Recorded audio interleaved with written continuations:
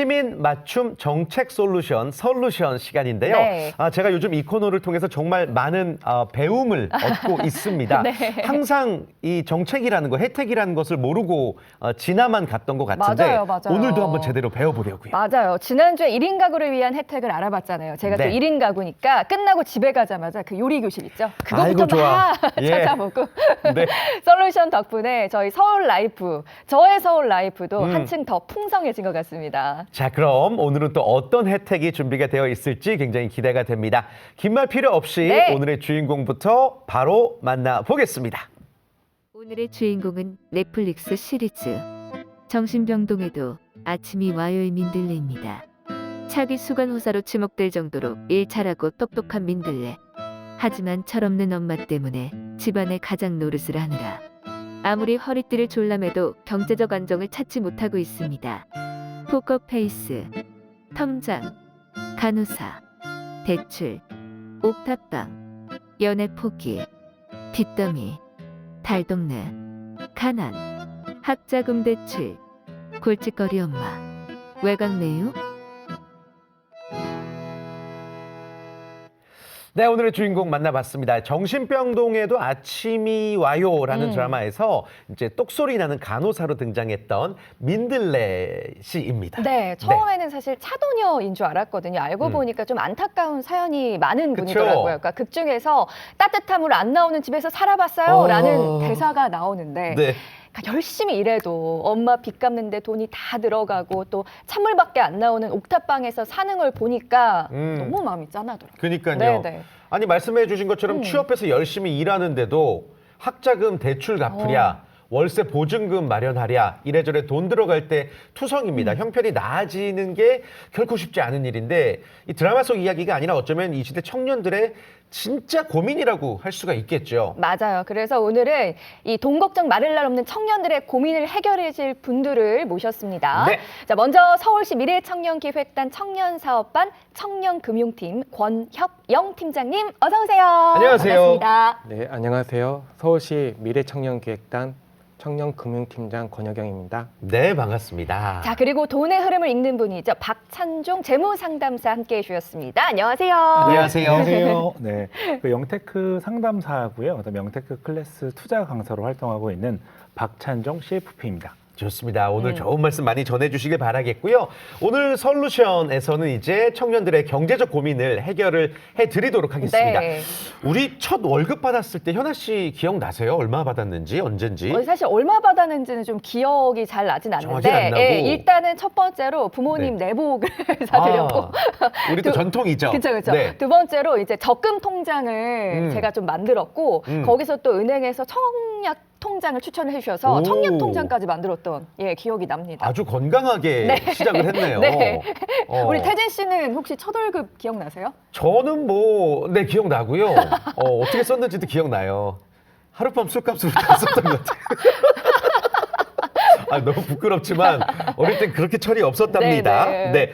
아무튼 뭐 경제관념부터 시작해가지고 또 들어가는 돈도 훨씬 더 많고 우리 때보다 요즘 청년들의 생활 굉장히 빡빡해진 것 맞아요. 같거든요. 네. 특히나 지방에서 서울로 입성한 청년들은 뭐 생활비, 주거비 아무리 아껴서도 아무리 허리띠 졸라매도 남는 돈이 없으니까 이 저축할 엄두가 안 나요. 맞아요. 네. 그러니까 뭐 성실하게 사실 모아서 돈 벌기 힘든 시대 뭐 이런 좀 생각들이 좀 퍼져 있다 보니까 요즘 청년들은 딱 두 가지 유형인 두 것 가지? 같아요. 그러니까 소위 욜로라고 하죠. 그러니까 욜로. 오늘만 산다.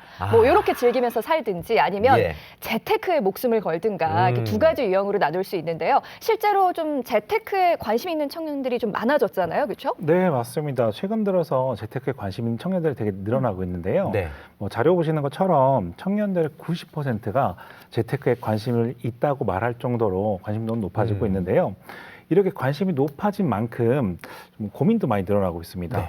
소위 우리가 영끌이라고 하죠. 한 방을 우린 친구들이 좀 더 많아지는 바람에요. 안 좋은데. 네, 그래서 게다가 최근에 비트코인이 많이 올라가지 않았습니까? 그래서 상담을 하다 보면 적금이라든지 아니면 주식을 깨가지고 비트코인에 투자하는 친구들도 있고요. 심지어 대출까지도 받는 친구들이 오마이갓. 생기더라고요. 그래서 자칫하면 경제적으로 큰 위기를 초래할 수 있기 때문에요. 좀 주의가 필요해 보입니다. 네. 이 3살 버릇 80까지 간다고 뭐 어려서부터까지는 아니더라도 청년 시절의 이 경제적 관념이 굉장히 중요한데 맞습니다. 지금 말씀해 주신 내용 중에 이제 굉장히 큰 사회적인 문제죠. 영끌, 뭐 영혼까지 끌어모으다. 뭐 이거의 약자인데 빚을 내서 투자를 했는데 성과가 좋지 않으면 채무 불이행자로 등록이 됩니다. 실제로 이런 청년들이 네. 해마다 굉장히 많이 늘고 있다고 하고요. 신용회복위원회 자료를 좀 보면 채무 조정 신청을 한 청년 신용 불량자가 2년 사이에 무려 63%나 굉장히 높은 수치예요. 늘었습니다. 사회에 제대로 발을 디디고 뭐 꿈을 펼쳐보기도 전에 그냥 빚쟁이, 빚의 구렁텅이에 빠져 있는 거예요. 그렇죠. 예. 그러니까 사실 뭐 티끌모아 태산이 아니라 티끌모아 티끌이다 뭐 이런 말이 있을 정도로 이렇게 한 방을 뭔가 좀 노리는 청년들이 네. 좀 많아지고 있는데 너무 안타까운 현실이고요. 자, 오늘의 주인공인 민들레 씨도 그렇고 또 학자금 대출 때문에 사회에 나오는 순간부터 내가 빚을 지고 싶지 않지만 네. 마이너스로 시작하는 청년들도 굉장히 많은 것 같아요. 맞아요. 네, 실제로 학자금 대출은 청년들에게 큰 부담이 되고 있습니다. 작년 8월 교육부와 한국대학교 협의회가 발표한 대학정보공시 분석 결과에 따르면 2022년 한국장학재단의 학자금 대출을 이용한 학생은 총 41만 1천여 명으로 2021년 40만 9,400여 명 대비 1,600명 증가하였습니다. 조금 늘었군요. 예. 대학 재학생 100명 중 약 13명가량이 학자금 대출을 받은 것으로 나타났습니다. 네. 문제는 학자금 대출 상환 대상 금액과 미상환 체납금도 증가하는 추세인데요. 2022년에는 상환 대상 금액 223억 원 중 미상환 체납 비중이 약 68% 정도 되었습니다. 예. 또 학자금 대출을 상환하지 못해서 신용 유의자로 등록되어 어려움을 겪는 청년들도 학자금 대출로 인한 전체 신용 유의자의 77% 정도로 상당한 수준입니다. 그 이야기 들으면서 굉장히 좀 걱정스러운 마음도 들고, 네. 그리고 뭐 나도 학자금 대출을 받았는데 잘 갚았나 뭐 이런 생각도 들고 뭐 그런데 아무튼 이렇게 힘든 청년들을 우리가 누굽니까? 우리 서울시가 가만히 두고 볼 리 없지 않겠습니까? 맞습니다. 이 세계적인 도시 서울시 그 중에서도 정말 이 중책을 맡고 계신 우리 팀장님, 이거 어떻게 하실 겁니까? 우리 청년들을 위한 혜택이 있죠. 책임져 주세요. 네, 물론 있습니다. 네, 서울시는 학자금 대출 이자 지원 사업을 하고 있습니다. 한국장학재단 학자금 대출을 받은 서울 거주 대학 및 대학원 재학생, 휴학생 5년 이내 졸업생이면 누구나 신청할 수 있습니다. 5년 이내 졸업생까지. 예. 지원 대상과 범위는 소득 7분위 이하 및 다자녀 가구는 발생 이자 전액을 지원해주고 있고요. 소득 8분위 이상은 예산 범위 내에서 서울시 학자금 대출 이자 지원 심의위원회에서 지원 여부를 결정합니다. 좋습니다. 이제 신용 회복에 대한 지원이라고 잠깐 이야기가 나왔는데 이게 구체적으로 어떠한 지원인지 좀 들어볼까요? 네, 학자금 대출을 상환하지 못해서 신용 유의자로 등록된 청년들에 대해서 신용 회복 지원도 도와드리고 있습니다. 네. 신용 유의자로 등록된 서울 거주 만 19세 이상 39세 이하 청년이라면 신청하시면 됩니다. 혹시 신용 유의자 등록 여부를 확인하고 싶으시다면 한국장학재단 신용회복지원 상담센터에서 직접 확인하시면 되시겠습니다. 네. 네. 한국장학재단 신용회복지원상담센터에서 직접 확인하실 수 있고요. 학자금 대출 때문에 사실 허덕이는 청년들에게는 굉장한 희소식일 것 같다는 그렇죠. 생각이 들고요. 지금 당장 신청하면 되나요? 어떻게 해야 되나요, 네. 팀장님? 죄송합니다만 좀 학자금 대출 이자 지원 사업은 상반기에 좀 종료된 상태입니다. 네. 다만 올해 7월에 하반기 신청이 또 있는데요. 예. 2024년 1월부터 6월까지 발생한 이자를 지원받으실 수 있으십니다. 현재 학자금 대출 신용회복 지원은 바로 접수가 가능하겠습니다. 접수 기간은 10월 18일 금요일까지인데 전년 대비 신청자 수가 조금 지속적으로 증가하고 있어서 예산이 조기 소진될 수 있기 때문에 서둘러 네. 신청해 주시면 좋겠습니다. 네. 본인이 신청 자격이 되는지 그리고 어떠한 지원을 받을 수 있는지를 좀 꼼꼼히 살펴보시길 바라겠습니다. 생각보다 여러분들을 구렁텅이로 몰아넣지 않습니다. 네. 예, 의외로 이런 혜택들이 많다라는 네. 거 계속해서 오늘 저희가 전달해 드릴 테니까 끝까지 지켜봐 주시고요. 그런데 중요한 게 이제 빚을 해결하는 것만큼 돈을 모아서 잘 불리는 것도 아주 중요한 굉장히 숙제입니다. 중요하죠. 근데 이게 진짜 어렵거든요. 저 또한 마찬가지였어요. 네. 말이 쉽지. 들어온 대로 다 쓰니까. 그렇게 그리고 되죠, 보통. 땡겨서 쓰니까. 자, 그래서 실제 청년들의 이야기를 저희가 좀 들어봤습니다. 어떤 삶을 살고 있는지 만나보시죠.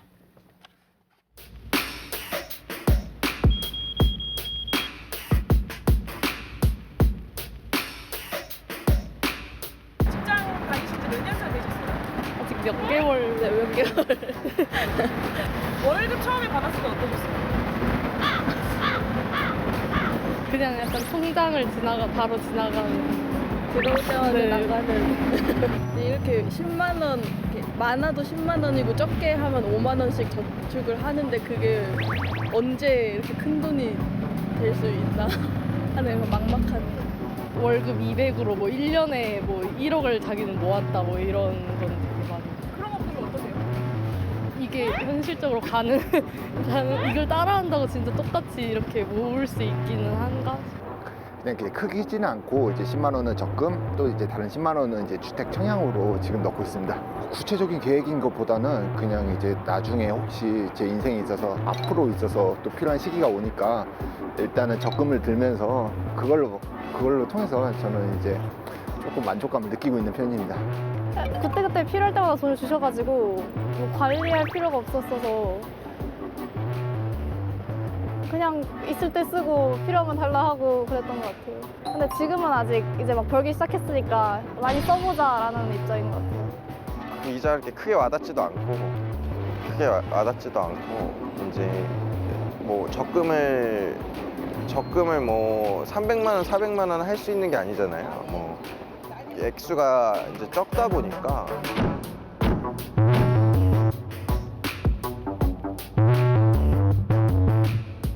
조금 더 청년 정책이 조금 더 많아져서 청년이 조금 살기에 편한 나라가 됐으면 좋겠어요. 근데 사회에 첫 발을 내딛는 우리 청년들이 좀 더 잘 자립할 수 있도록 긍정적인 지원을 잘 해줬으면 좋겠습니다.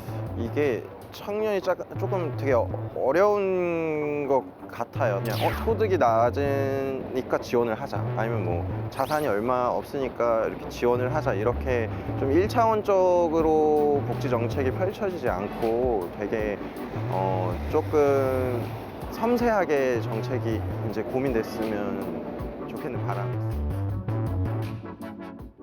네, 청년들의 현실적인 이야기를 들어봤는데 우리 네. 팀장님께서 귀를 이렇게 집중해서 기울이고 음. 계시더라고요. 그러니까 5천 원씩 5만 원씩 모아서 언제 네. 이렇게 큰 돈이 되나. 그 구체적인 계획보다는 뭐 일단 모으고 있다. 이런 분들이 좀 많은 것 같고요. 그래 어떻게 보셨어요? 네, 맞습니다. 저도 좀 가슴 아프게 생각을 하고 있는데 실제로 5만 원을 모으기 힘든 친구들도 많아요. 그래서 일단 한국은행이랑 금융감독원에서는요. 2년마다 전국 그 금융 이해력 조사라는 거를 진행을 하는데요. 금융 이해력 조사. 네네. 네. 그게 지금 보시면은 화면처럼 20대 청년의 금융 이해력이 65점으로 평균보다 살짝 낮은 편이거든요. 그래요? 근데 주목해야 될 거는 고등학생보다 낮다는 게 조금 충격적이기 때문에 조금만 더 관심을 높이는 게 필요해 보입니다. 그래요. 이제 금융 이해력이 부족하다 보면 경제적인 악순환이 계속될 수밖에 네. 없습니다. 그래서 근본적인 해결책이 필요할 것 같고요. 그래서 이제 서울시가 청년들을 위한 서울 영테크라는 것을 진행을 하고 있습니다. 서울 영테크 어떤 내용인지 한번 자랑 좀 해주시죠. 예. 네, 서울 영테크는 청년들이 올바른 금융 경제 지식을 가지고 스스로 자산을 형성하는 힘을 키울 수 있도록 1:1 재무 상담과 금융 교육을 지원하는 서울시 특화 청년 정책 중에 하나입니다. 네. 쪽집게 가해군요. 예. 계층 이동의 사다리가 끊기고 급여 소득만으로는 내 집 마련의 꿈을 꾸기가 어려운 현실 속에서 재테크에 대한 청년들의 관심이 좀 뜨겁습니다. 그러다 보니 무리하게 대출을 받아 고위험 자산에 투자하는 청년들도 증가하는 상황인데 청년들이 중장기적 관점에서 올바른 지식을 가지고 체계적으로 자산을 네. 불려 나갈 수 있는 힘을 키울 수 있도록 정책적으로 지원하는 사업입니다. 그래요. 그렇군요. 서울 영테크 여러 가지 프로그램이 운영된다고 들었는데 특히 재무 상담 서비스에 대한 반응이 굉장히 뜨겁다고 해요. 이런 일반적인 재무 상담 그리고 영테크 재무 상담 어떤 좀 차별점이 있을까요?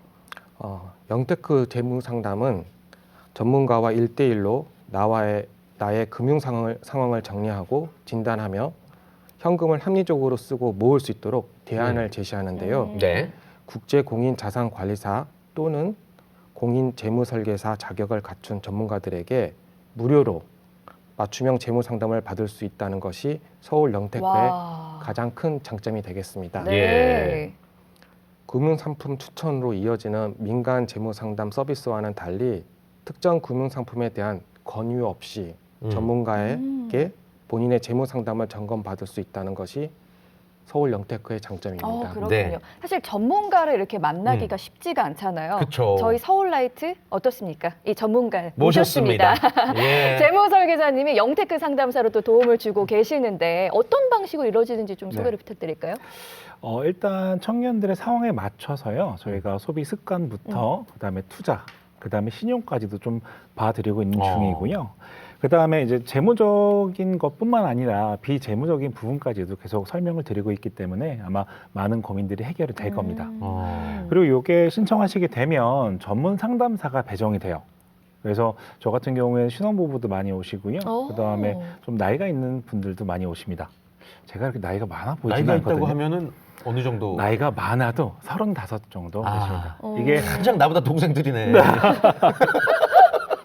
아무래도 39까지다 보니까는요. 그렇죠. 만 39. 그 안에서 분들만의 고민들이 또 있거든요. 그쵸, 네. 그쵸. 그래서 이런 부분에 대해서 상담을 드리는데 올해는 총 3번 정도 상담을 드리고요. 한 번은 비대면으로 이루어지고 두 번은 대면으로 이루어지기 때문에요. 네. 아마 좀 더 깊은 내용을 말할 수 있고 또 모니터링을 통해서 저희가 이 상황들이 꾸준하게 잘 이루어졌는지까지도 저희가 점검을 와. 해드립니다. 오. 네. 야. 굉장히 디테일하게 그러네요. 네, AS 점검을 까지. 해주시는군요. 이게 네. 저희가 벌써 4년째로 접어들고 있는 중이기 네. 때문에요. 기존에 상담하시는 분들이 재신청하시는 분들이 되게 많아요. 그러실 것 같아요. 그래서 뭐 계속적으로 하시다 보니까는 변화의 발판을 좀 많이 만들어 네. 가시는 중인 거죠. 네. 이런 정보는 확실히 알아야 됩니다. 맞아요. 자, 그러면 저희가 조금 더 파고 들어가 볼게요. 이제 백문이 불여일견이에요. 설명만 우리가 들을 게 아니라 직접 나와 주셨으니까 실제 재무 상담이 어떻게 이루어지는지 저희가 시뮬레이션을 한번 해볼까요? 네, 맞습니다. 예. 그래서 20대와 30대 청년 대표의 재정 상태를 분석해보는 코너 속 코너를 준비했는데 네. 자, 이름 서울 영테크 가계부를 부탁해. 이렇게 정도로 해줄까요? 네. 즉석에서 짱구 치고 잘 맞네요. 서울 영테크 가계부를 네. 부탁해. 자, 20대 대표의 사연 그리고 가계부부터 저희가 확인해 보겠습니다. 네. 가상의 가계부지만 여러분들의 가계부와 크게 다를 거 없을 거예요. 보겠습니다. 안녕하세요. 서울에 사는 27살 박소입니다. 요즘 저의 가장 큰 관심사는 독립입니다. 집이 강동구인데 회사가 강서구라 출퇴근이 너무 힘들어서요. 월급은 세후 250만 원이고 매달 주택 청약에 5만 원, 적금에 10만 원씩 넣고 있는데 돈 모으는 게 쉽지 않습니다. 버는 대로 거의 다 쓰다 보니까 갯돈 넣는 것도 부담이에요. 목돈 모아서 독립하기. 이대로 포기해야 될까요? 약간 뭐 전화 연결인가요? 그래요. 지금 네. 대충 느낌만 들어도 목소리만 들어도 그 그쵸? 느낌이 오는데 응. 버는 족족 이제 돈이 나간다. 그래서 저축이 어렵다라는 이야기예요. 네. 딱 봤을 때 이분의 가계부 뭐 예전에 유행어긴 하지만 스튜핏일까요? 그레이실까요? 지금 나오고 있는데 네. 한번 보죠. 봤을 때 뭔가 남일 같지 않네요. 좀 월급이- 엔겔 지수가 약간 높으신 것 같아요. 식비가 좀 높으신 것 같고. 월급 250, 총지출 235만 원. 네. 아, 저는 스튜레이트. 그러니까 약간 스튜핏 같지만 중간? 저 와중에 그래도 어. 다른 계획성이 있네요. 그렇죠. 어. 그 저도 약간 중간 정도? 근데 뭐 그렇게까지 또 낭비까지는 그러게. 아닌 것 같고 잘 모르겠네요. 잘 하고 네, 있는 네. 것 같긴 한데 어떻습니까? 우리 박찬종 설계사가 보시기에. 소희 씨의 경우를 좀 봤는데요. 비용 좀 많기는 해요. 아, 그래요? 가계부를 제대로 활용만 하신다라고 하면은 충분히 가능성이 있어 보입니다. 오.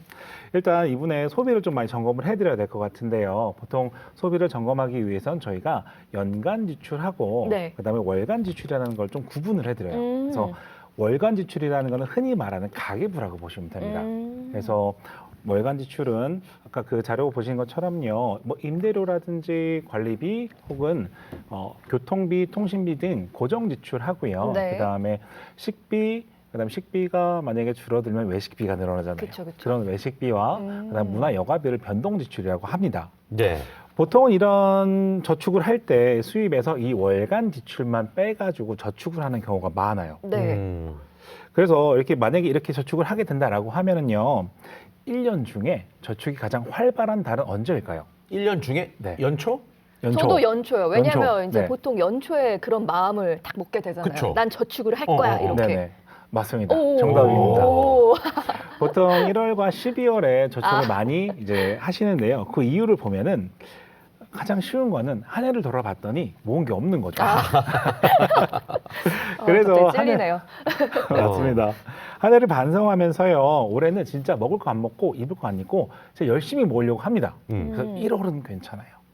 근데 2월 달, 5월 달, 8월 달, 9월 달로 오게 되면 네. 즉 설날, 가정의 달, 아. 여름 휴가, 추석. 추석이 있죠. 12월에 또 뭔가 해야 되잖아요. 그렇죠, 그렇죠. 맞아요. 또 연말이니까. 네, 거기다가 의류 같은 경우에는 여름 옷은 싼데 겨울 옷은 비싸잖아요. 네. 이러다 보니까는 소비가 무너지게 돼요.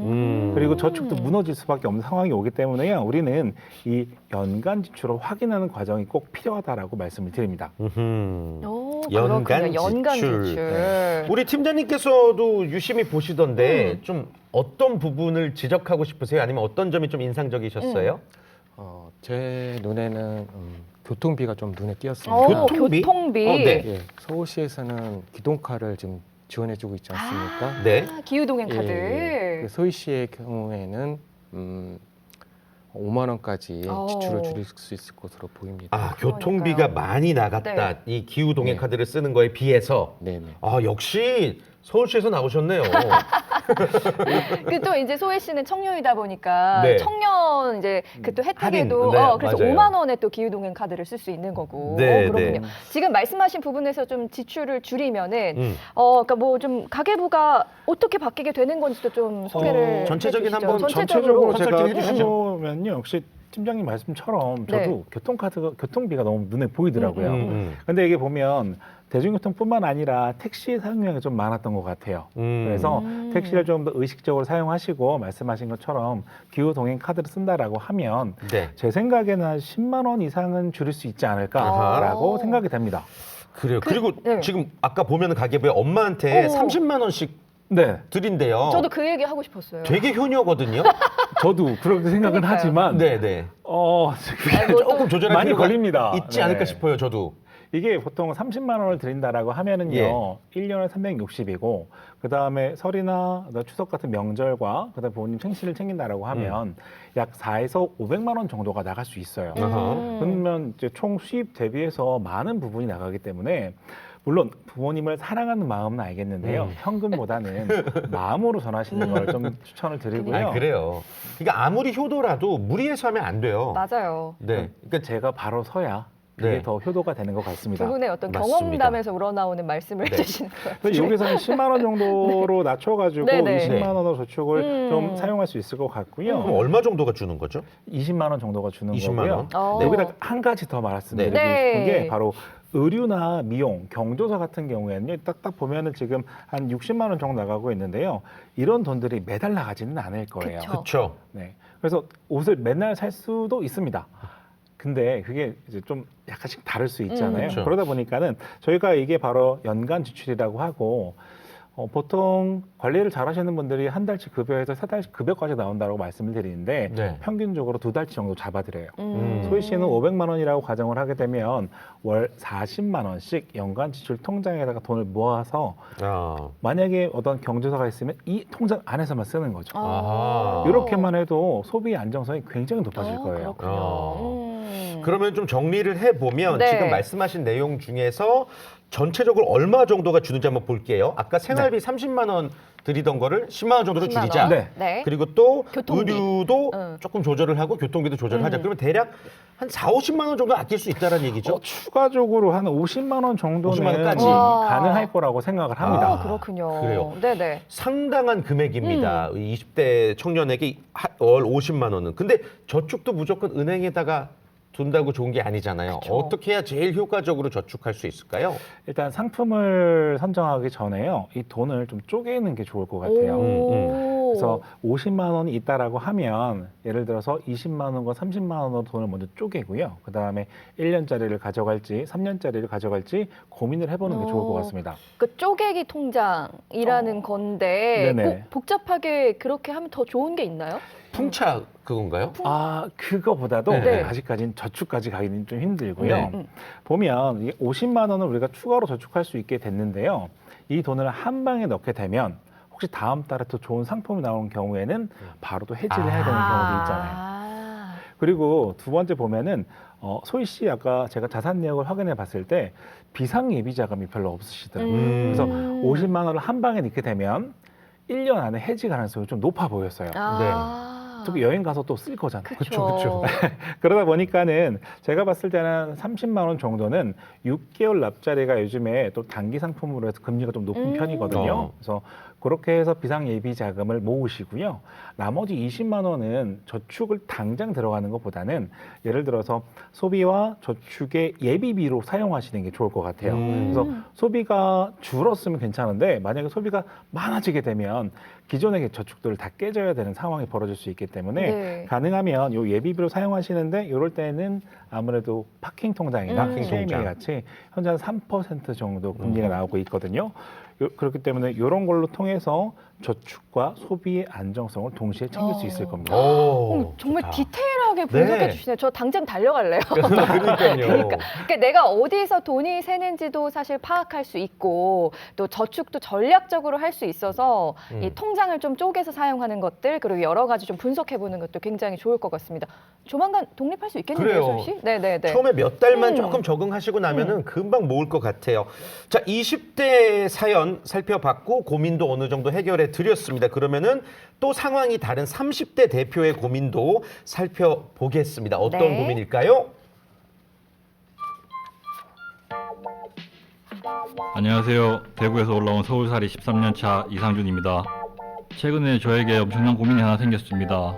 여자친구가 3년 뒤에 결혼을 하자고 하는데 제가 모아놓은 돈이 2천만 원밖에 안 되더라고요. 월급을 세후 330만 원 정도 받아서 주택 청약 10만 원, 5년 만기 적금 20만 원, 청년 희망 통장 50만 원, 그렇게 총 80만 원씩 저축하고 있는데 생활비에서 남는 돈은 비상금 통장에 넣어둡니다. 나름 잘하고 있다고 생각하는데 잔고를 보니까 좀 막막하네요. 3년 뒤에 결혼 자금으로 1억 정도를 만들고 싶은데 가능할까요? 도와주세요. 예. 얼핏 목소리만 들으면 돈 좀 꺼주세요. 이런 목소리인데.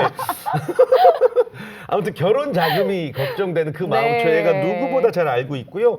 그리고 또 자존심상 나 진짜 모아둔 돈이 없어 이 말 잘 못해요 남자들. 못하죠. 네. 그래서 지금 가계부에서 이제 제일 큰 지출을 줄여 나가고 저희가 또 좀 컨설팅을 해드려야 되지 않을까 생각 드는데 월세가 많이 나갈 거예요. 월세 이거 줄인다는 게 사실 쉽지 않지 않습니까?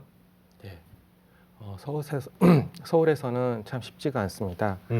전세 사기 때문에 월세 선호하는 청년들이 지속적으로 늘고 있습니다. 수요가 많으니까 월세 가격도 계속 올라가서 많게는 100만 원까지. 월세 100만 원이요? 야. 네. 와. 사실 전세 사기 때문에 그러니까 좀 월세로 더 많이 가긴 하지만 음. 돈 벌어서 월세로 다 나가니까 또 목돈 모으기가 또 힘들어지고요. 뭐 사실 이거 말고도 그냥 뭐 여러 가지 또 딱히 낭비하는 부분도 없어 보이거든요. 나름대로 좀 잘 체계가 살고 있는 것 있는데. 같은데 어떠세요? 제가 보기에도 조금 가계부를 많이 활용해 보신 것 같아요. 네. 그래서 보시면은 월간 지출이랑 연간 지출 다 잘 되어 있는데 네. 하나 그나마 꼽자면은 연간 지출이 비상금 통장에서 나가시는 것 같더라고요. 이렇게 되면은 그 규모를 우리가 잘 볼 수 없기 때문에 연간 지출 통장을 개설하시는 게 조금 더 좋아 보이고요. 네. 근데 보다 보니까 눈에 띄는 네. 소비가 하나 있어 보여가지고 눈에 띄는 소비. 네, 혹시 어떤 건지 아시겠어요? 지금 뭐 잠깐 나왔지만 데이트 통장이 있었거든요. 네. 너무 많이 쓰는 게 아닌가 싶기도 한데. 저도 데이트 통장 할래요. 맞습니다. 예, 오! 맞아요? 네, 맞습니다. 오. 우리 너무 잘 맞춘다. 오늘. 나는 왜 이렇게 못 살았을까 근데 알면서. 이 데이트 통장이라는 게요, 그러니까 서로의 부담을 줄이기 위해서 만든 통장이거든요. 네. 근데 이 취지와 다르게 실제는 전혀 그렇지가 않습니다. 음. 예를 들어서 이렇게 하면 조금 더 많이 와닿으실 텐데요. 개인 카드와 법인 카드의 차이를 아십니까? 개인 카드와 법인 카드. 네. 법인 카드는 막 써도 되고 개인 카드는 아껴 써야 되고. 그렇죠. 개인 카드는 돼지고기, 법인 카드는 소고기. 소고기 먹잖아요. 그러니까 내가 데이트를 할 때 내가 썼다라고 하면 내 상황과 예산에 맞춰 돈을 썼겠지만 네. 이제 공금이 있다 보니까는 소비가 점점 커지는 거죠. 맞네. 여기에서 한정되는 게 아니라 나중에는 더 이상의 지출이 되기 때문에 가능하면 데이트 통장을 하시는 거를 좀 지양해달라고 말씀을 드리지만 오. 그래도 하고 싶은 분들이 있으세요. 네. 그럴 때는 한 5만 원 정도 좀 소액으로 모으시는 걸 좀 추천을 드리고요. 오. 그래서 뭐 생일이라든지 여행 같은 어떤 이벤트가 있을 때 때만. 좀 부담을 줄이시는 게 필요해 보입니다. 그러니까 그렇군요. 35만 원이라고 이렇게 리미트를 걸어둔 게 오히려 그걸 더 쓰게 될 수 있다는 말이죠. 그걸 그 맞춰서. 이상으로. 맞아요. 아, 이거는 정말 여러분들이 좀 아셨으면 네. 좋겠습니다. 네. 근데 지금 본론으로 돌아가서 상준 씨 지금 하루가 급한 상태예요. 3년 안에 1억 모아서 결혼해야 되는데 지금 아까 얼마라고 그랬죠? 2천만 원 정도? 네. 그럼 8천만 원을 지금 더 모아야 되는데 가능할까요? 솔직히 말해야 되는 거죠. 네, 네, 네. 그럼요. 힘들어 보입니다. 쉽진 않다. 쉽진 않다. 네. 네. 지금 이게 너무 큰 목표를 잡아버리면 중간에 포기하는 경우들이 많아요. 그래서 현실적으로 잡으시는 게 좋고요. 네. 지금 2천만 원을 제외하고 나서도 뭐 1년에 1,000만 원 정도, 그리고 3년에 한 4천만 원 정도 추가로 모은다는 어떤 단계별로 아하. 목표를 잡으시는 게 좋을 것 같습니다. 그렇군요. 그래요. 아까 전에 이제 소희 씨 맞춤 그 통장 관련해서 또 저축 방법을 말씀해 주셨는데 우리 또 결혼을 원하는 우리 상준 씨를 위해서 네. 저축을 좀 어떤 전략을 세워서 해야 되는지도 알려주십시오. 일단 가지고 계시는 상품에 대해서 먼저 설명을 드릴 필요가 있을 것 같아요. 아까 그 화면을 보시게 되면 이분이 적금이 하나 있으셨고 그다음에 네. 청년 희망저축이 있으셨어요. 맞아요. 적금 같은 경우가 보니까 만기가 5년이더라고요. 그리고 벌써 3년을 내셨어요. 와 대단하시네요. 그럼 3년 전에 혹시 금리가 얼마나 됐을까요? 그때는 되게 금리가 낮은 편이었거든요. 그러게요. 초저금리였기 때문에 아마 제가 예상컨대 한 2% 초반 아니면 2%가 안 될 수도 있을 겁니다. 그래서 이거를 계속 유지하시는 것보다는 현재 예금 금리가 4% 넘는다라고 좀 통계가 나오고 있기 때문에 네. 이런 걸 확인해 보시면은 좀 변경하시는 것도 나쁘진 않아 보이고요. 네. 한번 고민을 해보셔야 될 것 같아요. 그래요. 그리고 두 번째로 청년 희망 통장이 이제 슬슬 만기가 다가오고 있습니다. 네. 그래서 이거를 어떻게 할까 고민이 좀 많으신데 이거를 도약 계좌로 넘어가시면 조금 더 많은 혜택을 받을 수 있어서 좋긴 하지만 상준 씨는 5년이 아니라 3년 있다 결혼하고 싶으신 거잖아요. 그렇죠. 그러다 보니까 우리한테 적합한 상품은 아니에요. 그래서 갖고 왔습니다. 뭐죠? 올해부터는요, 이제 결혼과 출산 같은 경우에는 일단 그 기여금과 그다음 이자, 비과세까지 주는데요. 3년만 넘으면은 이제 해지가 가능합니다. 오, 그래요? 아직 확정이 된 건 아니지만 이제 이쪽 정책으로 이어지고 있는 중이기 때문에요. 이거를 확인해 보시고 그다음에 청년 도약 계좌를 가져가시는 것도 좋은데 단 우리가 모으신 돈이 80만 원이잖아요. 이거를 한 번에 넣게 되면 일단 70만 원을 다 넣게 되면 예비비가 좀 사라지거든요. 예비비. 그렇죠. 그래서 일단 금액을 소희 씨처럼 좀 쪼개서 저축을 하시면 좀 더 좋지 않을까 생각이 됩니다. 네. 좋습니다. 진짜 야. 친절하고 자세한 상담을 해주셨어요. 네. 3년 뒤에 꼭 열심히 돈을 모으셔서 결혼을 하셨으면 좋겠고요. 혹시 팁 하나 더 네, 드려도 네, 될까요? 좋습니다. 네. 네.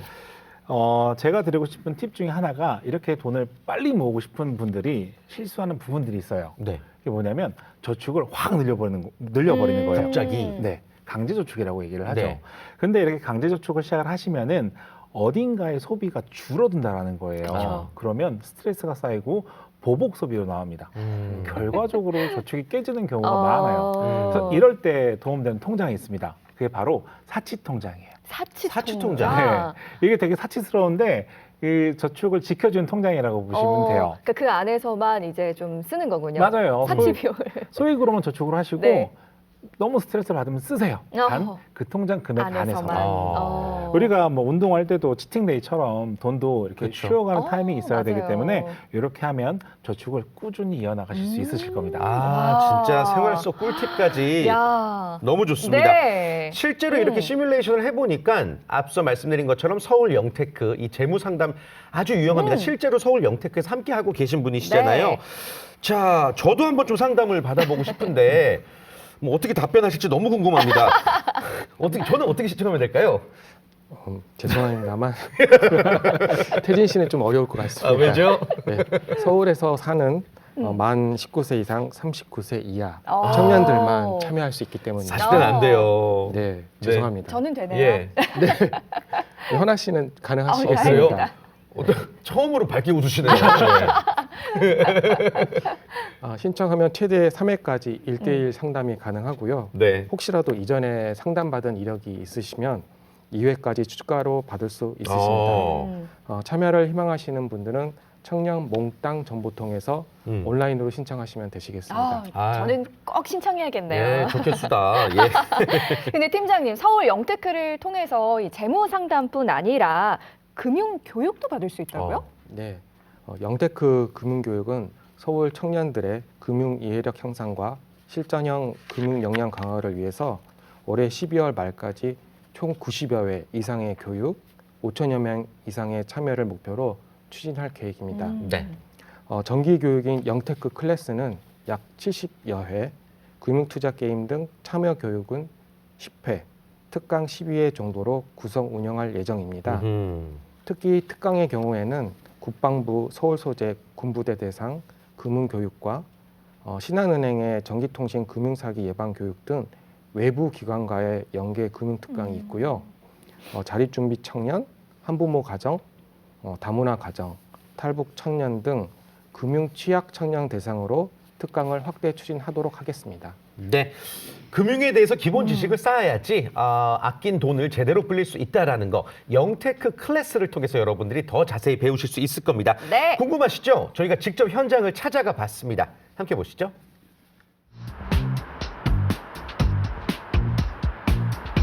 이제 1분 남았습니다. 네, 100만 원씩 10만 원 다 투자하셔야 됩니다. 현금에다가 많이 해도 되고 현금으로 해서 안전하게 현금 한 그럼 800 할까요? 너무 많네. 800?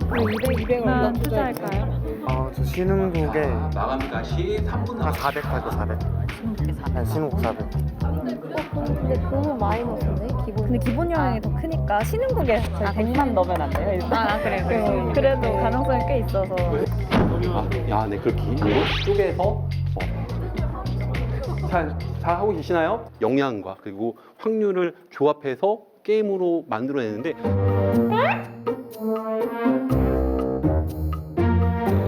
더 이코노미스트에서 제시한 2024년 리스크 아웃룩이라는 거 보고선 이렇게 이 실질적인 사례를 바탕으로 6개의 자산을 어떤 식으로 자산 배분을 해야 될지를 한번 머릿속에 한번 생각해 본 다음에 역량과 그리고 확률을 조합해서 게임으로 만들어내는데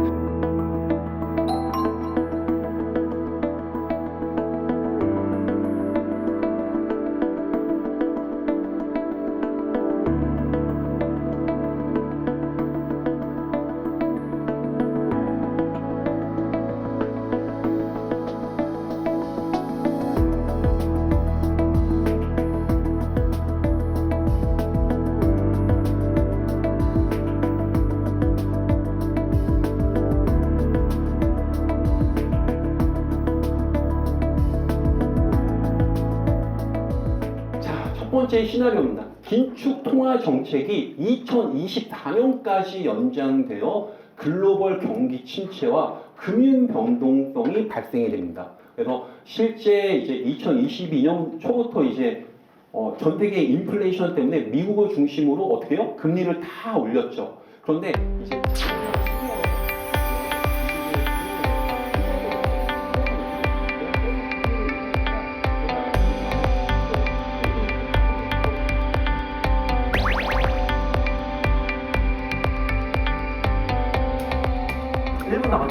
우리 근데 좀 덜 위험하게 해도 될 것 같아요. 현금을 한 500, 500? 600 하고 나머지 400으로 짭짤하게 수익을. 이번에 1날 것 같은데.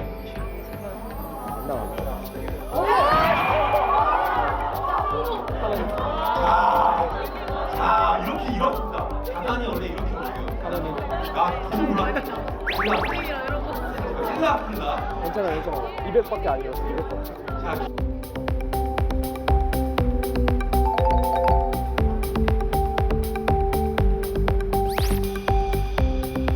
강민영, 정우일, 금융팀 신입 어디 팀이신가요? 아, 그 팀 대군이신가요? 네. 큰 박수 한번 드릴까요? 박수 드려야겠다. 여러분 고생하셨고요. 네. 어떠세요? 아까 그 망연자실했던 그 표정을 잊을 수가 없는데 역시 네. 어떠세요? 근데 이렇게 하지 않았으면 1등권에 가지 못했던. 아 몰빵 역시 몰빵이다. 근데 실제로는 그렇게 하면 안 될 것 같아요. 과감한 투자도 좋지만 안전한 걸 이렇게 병행해서 잘 분산해서 해야겠다 이런 생각을. 공부를 좀 많이 해서 현명하게 해야 되겠다. 어제 강의도 이제 되게 좀 지루할 수 있는 내용이라고 생각했는데 너무 재밌게 잘 들었거든요. 1시간 반 동안 했는데 시간 가는 줄 모르고 들었어요. 근데 오늘도 좀 재밌게 잘 들었거든요. 제가 지금 이거 말고도 몇 개 더 신청했는데 이거랑 어제 거 빼고 다 떨어졌거든요. 그래서 좀 이렇게 인원 좀 더 많이 받아줬으면 좋겠어요.